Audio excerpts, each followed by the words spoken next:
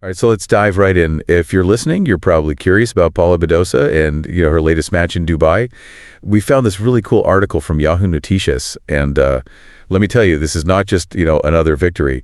It's a rematch that's got some serious drama attached to it. Yeah, you got that right. It was actually just a year ago that Badosa had to withdraw from a match against this same opponent. Oh, wow. And get this, it was on the same court due to a back injury. So talk about facing your demons. I know, right? It's like almost poetic justice. But what I think is so cool is that Badosa not just, back, she's really thriving. I mean, she just came off an incredible run at the Australian Open, even reaching the semifinals. So this Dubai tournament's kind of a big deal too, right? Absolutely. We're talking about a WTA 1000 event. This is one of the most prestigious on tour. So a win here not only gets her valuable ranking points, but a pretty nice prize as well. And the hard court surface, well, let's just say it really suits Badosa's aggressive style of play. So tell me a little bit about this match against Lulu Sun. The article said that Badosa won in straight sets 6-3, 6-4.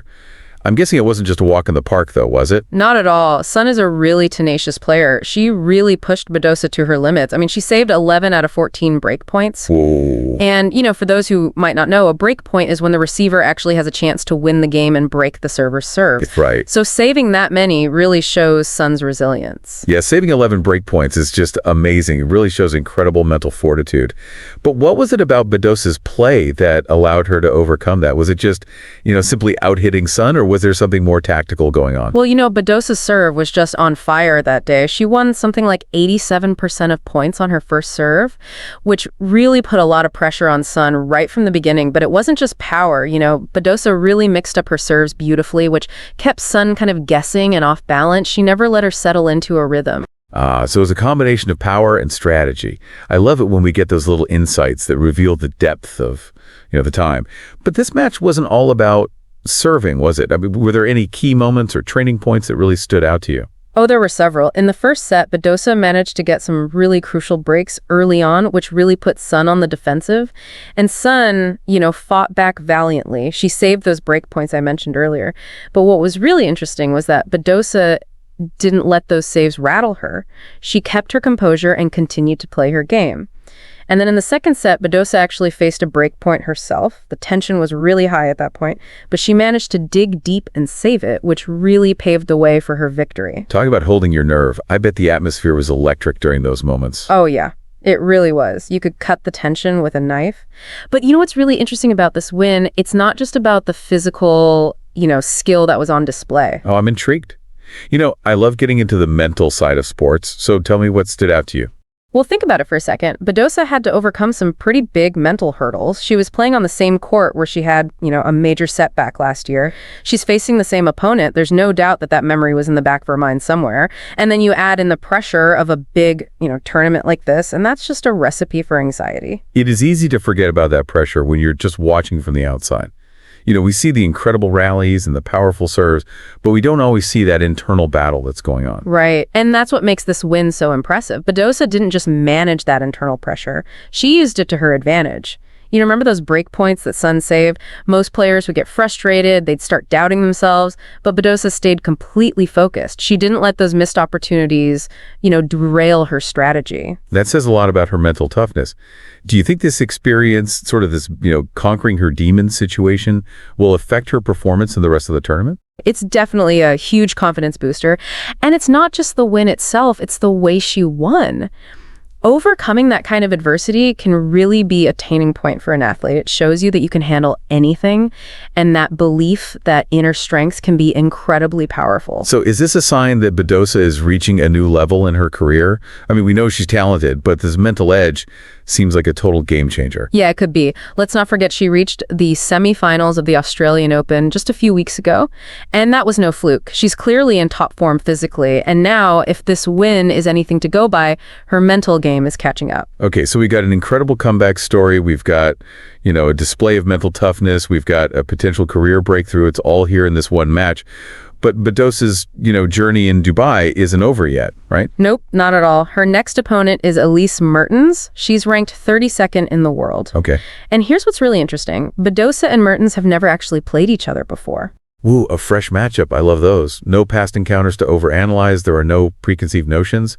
It's like a blank slate. Anything could happen. Exactly. And it really adds another element of intrigue to this tournament. We've seen Badosa's resilience against a familiar opponent, but now the question is, can she maintain that momentum going into a match against someone she's never played before? That is a great question. I'm only on the edge of my seat. But before we get too far ahead of ourselves, I want to go back to something you said earlier about Badosa's mental game. Sure. What were you thinking about? Well, you mentioned that she didn't let those missed break point opportunities against Sun, get to her. Are there any techniques or strategies that players use to stay so mentally focused in these high-pressure situations? I mean, how do they stop themselves from spiraling, into negativity? That's a great question, and it's actually something that sports psychologists work on a lot with athletes. There's a whole set of mental strategies, but one of the most common ones is called compartmentalization. Compartmentalization, huh? That sounds interesting. Tell me more about that. It's kind of like having different files in your brain for different thoughts and emotions. Okay. So in tennis, this means not letting yourself get stuck on past mistakes, like those missed break points or, getting ahead of yourself and worrying about what might happen in the future. Right. It's about being totally present in the moment and just focusing on the next point and nothing else. That makes a lot of sense. It's almost like, building those mental rules to protect yourself from negativity or distractions. So do you think that Badosa has kind of mastered this technique? I mean, from what we saw in the match against Sun, she seemed incredibly composed, even under all that pressure. It seems that way, yeah. Remember that break point she saved in the second set? Yeah. I mean, that was a huge moment in the match. If she had let the pressure get to her or started thinking about what would happen if she lost that point, it could have completely changed her momentum, but she didn't. She stayed calm and focused on her game plan, and she pulled through. Yeah, it's like she's developed this mental armor that deflects all the negativity and keeps her locked in on what she needs to do. That's a pretty powerful tool to have, especially in a sport like tennis, where the mental game is so important. Oh, absolutely. And, this mental toughness isn't just about surviving those tough moments. It's about using them to actually make you play better, pushing yourself further. So as Badosa heads into this uncharted territory facing Mertens for the first time, do you think this mental strength will be her biggest asset? Because we don't have any past data to look at, so it all comes down to who brings their A game on the day. I think it's going to be crucial. With a new matchup like this, there's really no way to predict what will happen. Yeah. There's no history to rely on, no, obvious weaknesses to exploit. It becomes as much a battle of wills as it is about skill.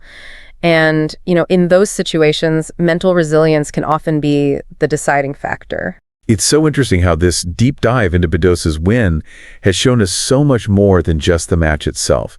We've seen her incredible comeback and her tactical skills, and maybe most importantly, her amazing mental toughness.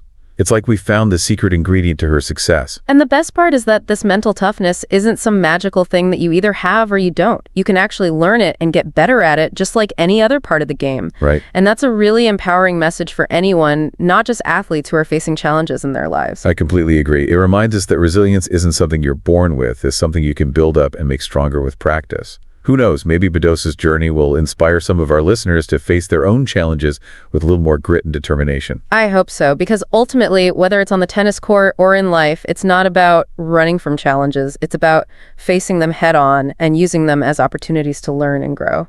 Well said. I think it's a perfect place to wrap up our deep dive into Paula Badosa's journey. It's been a wild ride, and we've learned so much. Maybe we'll check back in on her story as she continues to make her mark on the tennis world. But for now, we hope you'll keep exploring, keep asking those tough questions, and keep diving deep into those things that make you curious. Until next time, SAAD.